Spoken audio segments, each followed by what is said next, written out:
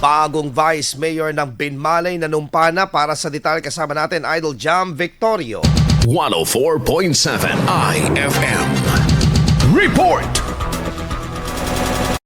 Nanumpa na ang bagong Vice Mayor ng Binmaley na si dating first-rank Councilor Amelito Sison bilang kahalili ni Former Vice Mayor Rosario matapos lagdaan ng gobernador ang irrevocable resignation na inihain nito.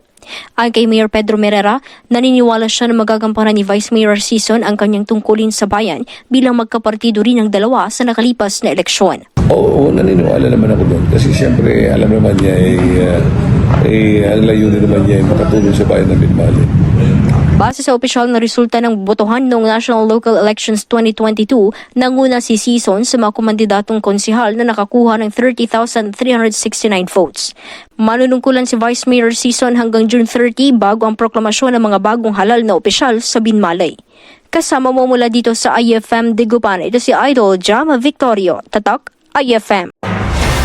IFM News. IFM News. IFM News.